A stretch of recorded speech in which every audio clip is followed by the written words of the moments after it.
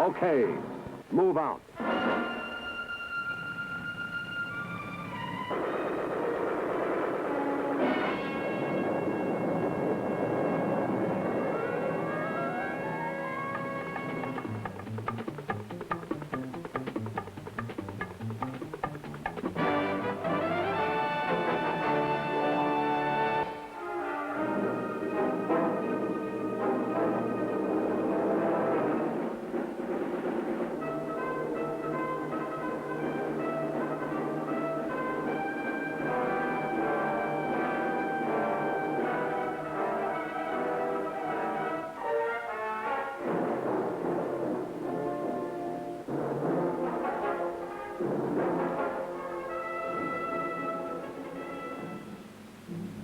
When Napoleon's disastrous Russian campaign ended, the proud legions that once numbered more than 500,000 men had been cut to less than 100,000.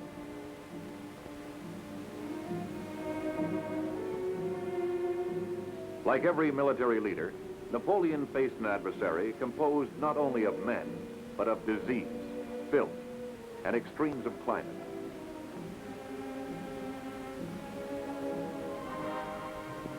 America's military history, too, is a history of casualties caused by natural enemies, as well as opposing armies.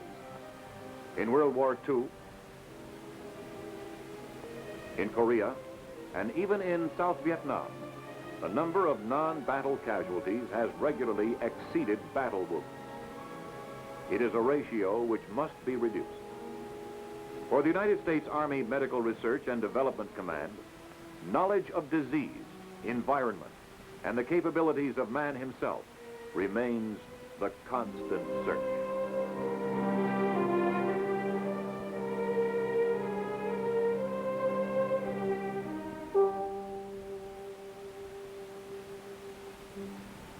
Before we see some of the exciting research being done in Army medicine today, we ought to take a brief look at the history of Army medical research.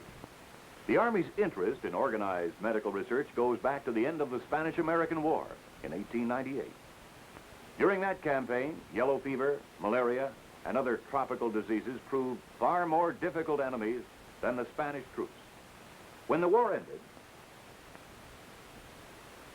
Major Walter Reed initiated one of the Army's earliest medical research programs.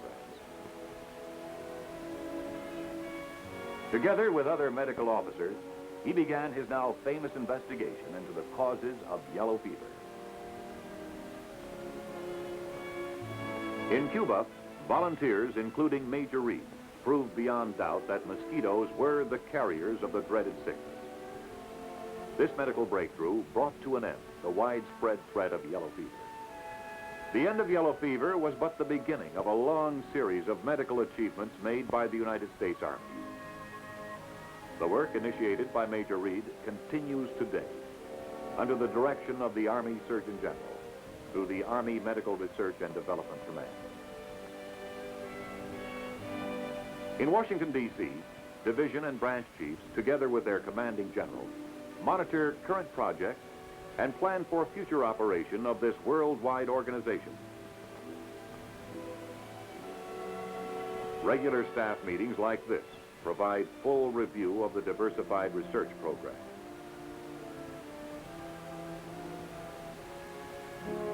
An indication of the scope of the projects can be had by sampling just a few of the reports presented at one of these meetings.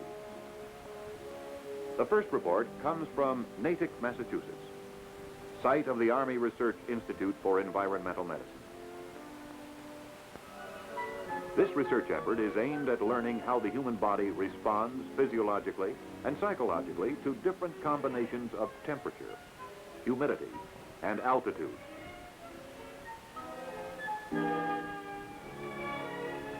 From this research may come new answers to the old problems of survival in a hostile environment.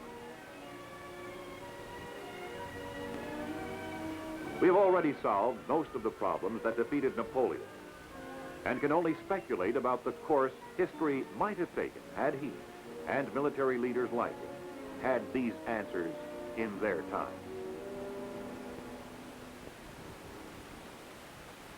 The Army's medical research program goes on in many parts of the world. Our next report takes us across the American continent to Texas and the Brooke Army Medical Center.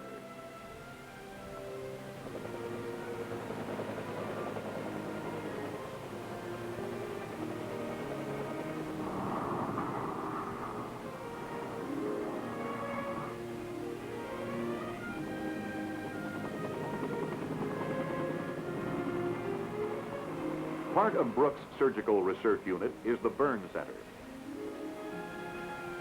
It has as its mission the development and perfection of treatment for burns incurred in accidents as well as combat. The establishment of this research center has already brought relief and recovery to many victims of this painful, sometimes disfiguring type of injury.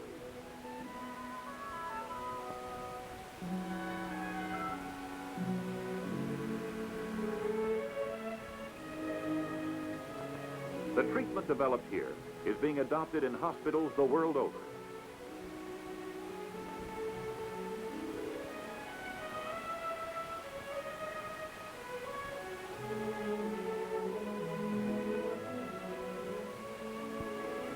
Research has paid high dividends in the form of this burn butter, a painless, soothing treatment for this vicious injury.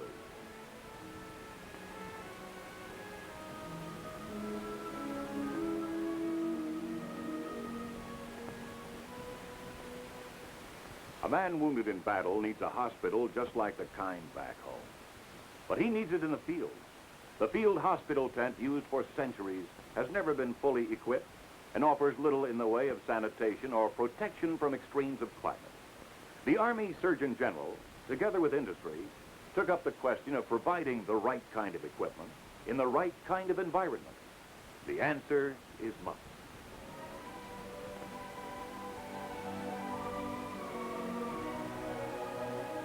Medical, unit, self-contained, transportable. Building blocks which can, by careful selection, fill any needed requirement. The three basic units, the utility element, an expandable element, and an inflatable element, form the heart of any field hospital. The inflatable element packs into a single compact container. The expandable element closes to form its own container, as does the utility element. The utility element is the nerve center. A gas turbine engine supplies electric power, air conditioning, air heating, water pumping, air pressure for inflatable elements, and compressed air or suction. In a field testing exercise, the inflatable element sections are removed from their shipping containers. 4 sections will be erected to form a hospital ward.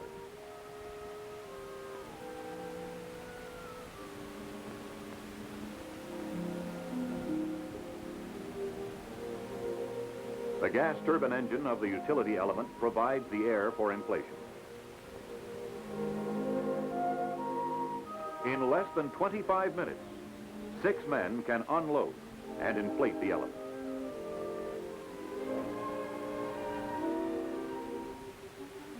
Prefabricated end panels provide access doors and vent connections.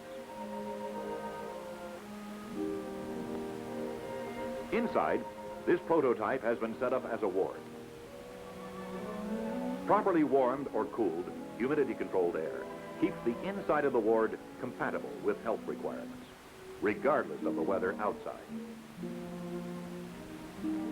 The expandable unit, when fully open, more than doubles its width.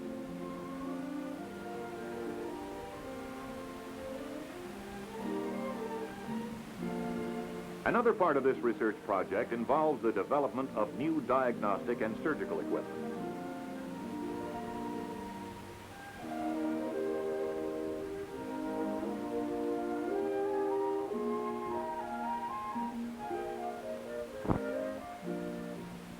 This prototype is outfitted as a complete operating room. The special lights, operating tables, anesthesia, and X-ray equipment have all been developed as part of the MUST program. Another expandable unit is a prototype of a central materiel supply room. Set up and connected adjacent to the surgical unit, it arrives ready to be used. Every storage bin is a drawer, with surgical supplies pre-packed just as they would be in a permanent hospital. The ability of the MUST units to withstand the rigors of transportation is one of the tests to which the design concept will be exposed. The specially constructed test tracks at Aberdeen Proving Ground in Maryland offer simulated road surface conditions of every conceivable kind.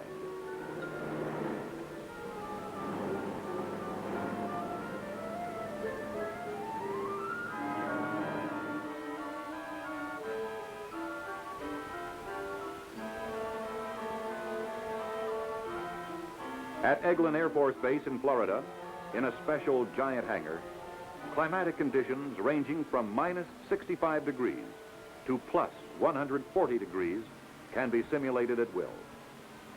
Arctic temperatures are simulated for this test of cold weather performance.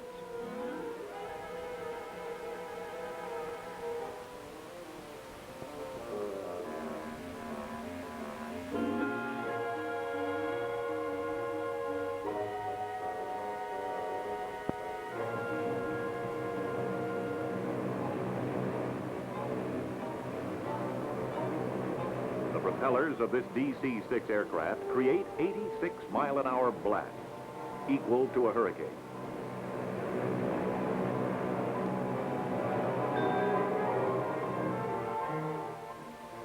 Water tightness is tested by simulating a tropical downpour.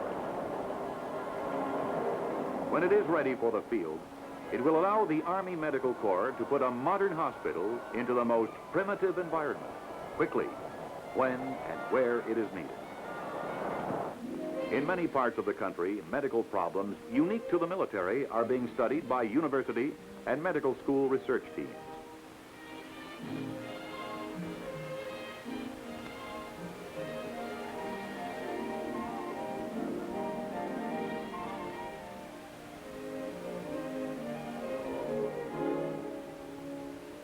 Research work carried out by scientists and engineers under grants from the Army is a valuable supportive element of the Medical Research and Development Command. But the vast majority of this research is conducted by Army personnel. The largest facility for this work is the Walter Reed Army Institute of Research at Washington, D.C. This is one of the most complete medical research laboratories in the world. Here, terms like technical competence and creative research come alive in the men and women who use the research tools available. The power of the atom is increasingly significant to the military, particularly here at Walter Reed. This 50,000-watt nuclear reactor provides particulate and electromagnetic radiation for fundamental and applied studies in radiation biology.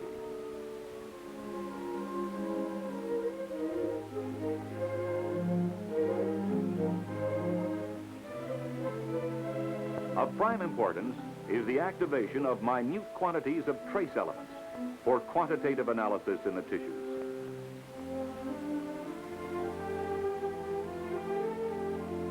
This is the germ-free laboratory. Here, the veterinary scientists raise research animals that are completely free of bacteria. The germ-free tanks are completely sealed to the outside. Air is filtered before entering. All supplies and food are passed through a sterilizer.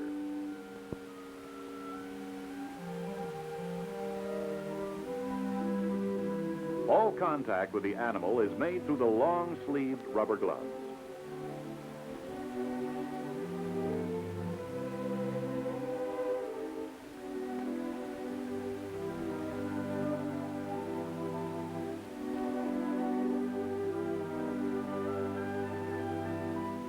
after they had perfected this type of laboratory, researchers started working out other applications. A surgical isolator was the first extension of the germ-free concept. Within this plastic tent, a patient can be operated on with the chance of post-surgery infection at an almost irreducible minimum. In a ward isolator, patients recovering from surgery, or those with lowered resistance, can receive complete medical care. There are no restrictions on visitors because the isolator encloses the patient in a separate environment without cutting him off from the care he needs.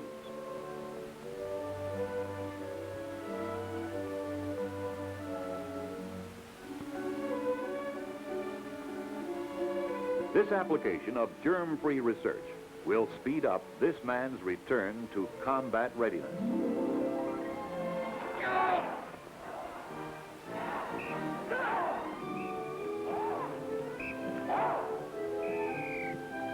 The infectious disease problem is not limited to combat troops.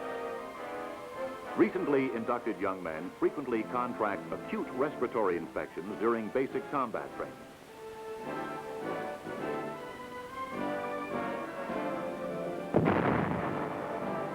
Like respiratory disease in civilians, these infections occur in epidemic proportions during the winter months. They are called adenoviruses.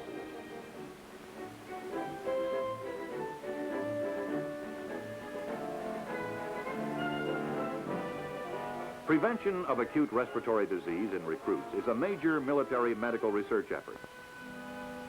Studies conducted by the Walter Reed Army Institute of Research at Fort Dix, New Jersey, indicate that most recruits are infected with these viruses during basic training. Not all of them, however, get sick.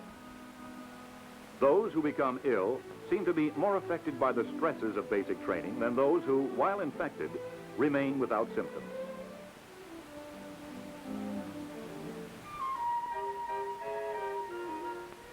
Army hospital wards will see fewer recruits suffering from respiratory infections once the role played by stress is clearly understood. These efforts begin with clinical and laboratory examination of patients with respiratory disease by physicians of the research team. Studies currently underway may lead eventually to modification of the recruit's environment and the imposed stresses, with ultimate reduction of disease. Viruses are cultured from the throat and identified.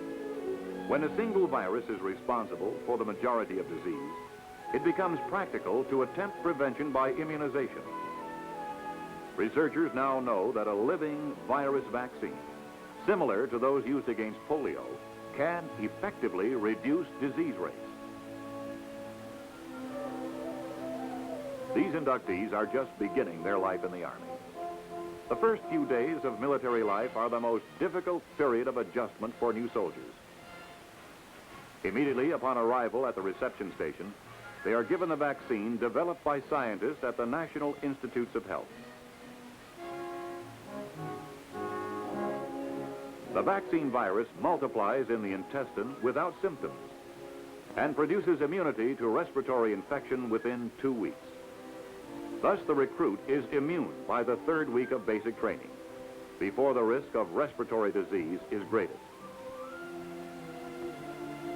An evaluation of this vaccine, currently in progress at Fort Dix, proves to reduce symptomatic disease by at least 60%.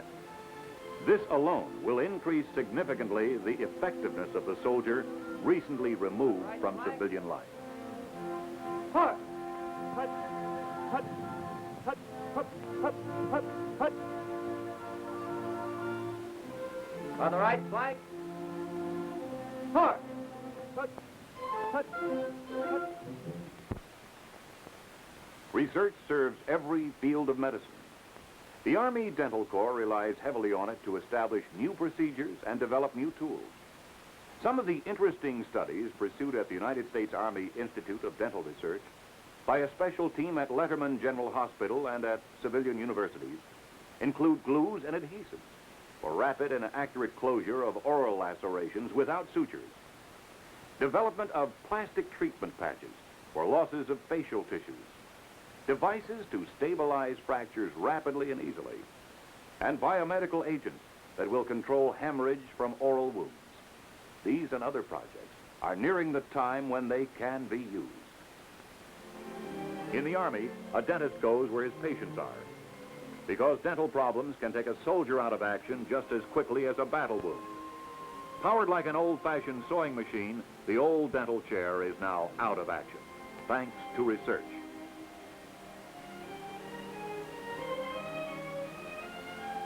This new compact portable unit is powered by compressed air and is as modern as your own dentist's office.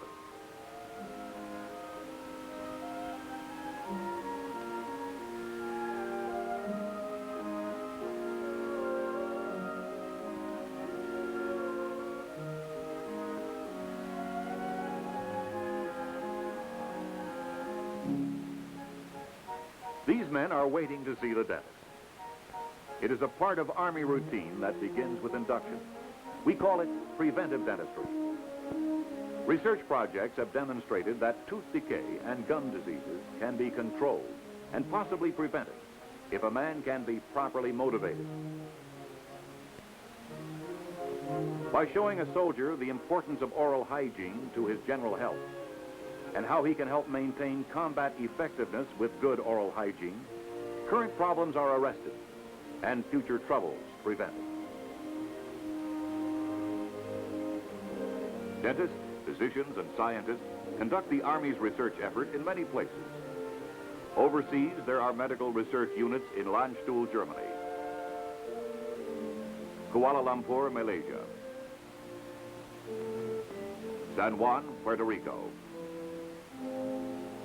and the Panama Canal Zone. Medical problems unique to the area are studied on the spot by these extensions of Army research.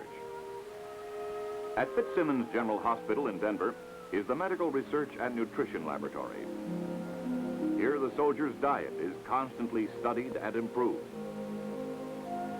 At the Medical Biomechanical Research Laboratory at Forest Glen, Maryland, researchers develop materials and devices for biomechanical applications.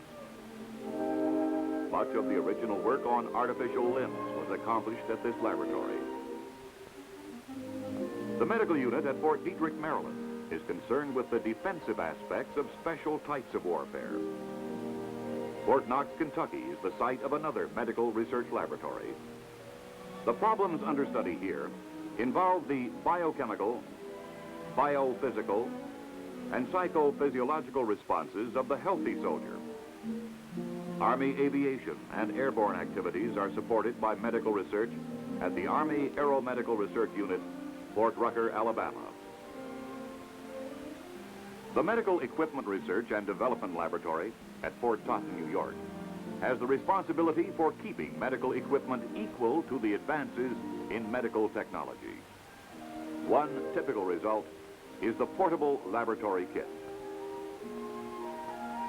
This is medical laboratory equipment. All of it will fit into this box.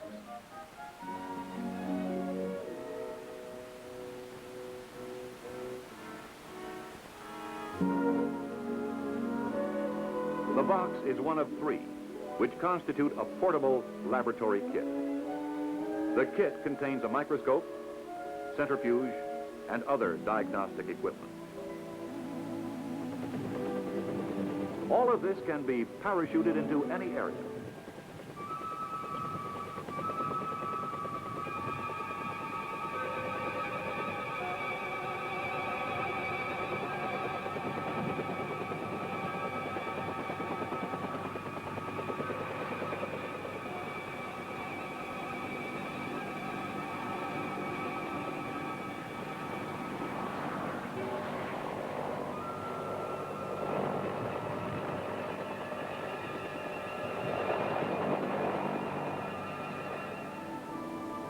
Discovery of sources of infection is as important to our fighting men overseas as it is to raw recruits. This lab can be set up and put to use wherever unknown diseases may threaten our troops.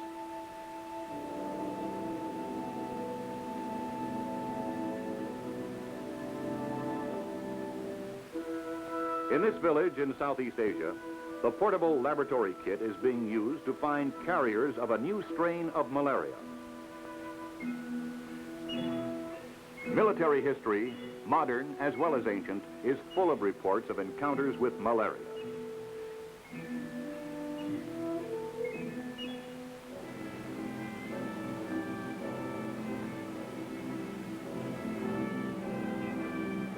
Even today, when new history is being written, this mosquito-borne parasite still threatens.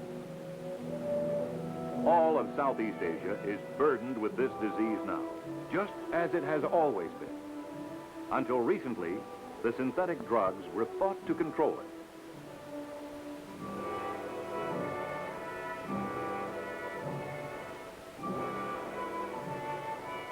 Now there's a new strain of malaria, one resistant to known synthetic drugs, which has attacked with a force as strong as any human enemy. When this new strain was first noticed in Southeast Asia, doctors at the Walter Reed Army Institute of Research immediately began a new study of the parasite. Using the best research techniques and equipment, malaria is being studied from every possible angle.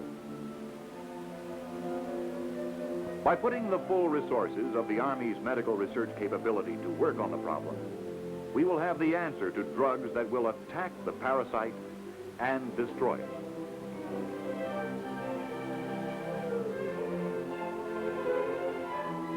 This is a photograph of a red blood cell seen under the electron microscope. Within the cell can be seen a malarial parasite eating away at the cell. This picture, made recently, is giving scientists their first look at the mouth used by the parasite to ingest the contents of the cell.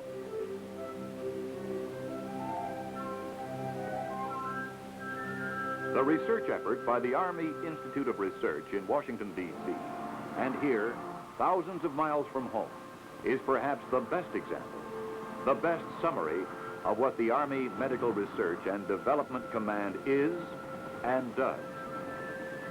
It is everywhere that American troops may serve, constantly seeking the answers to the basic military problem: survival.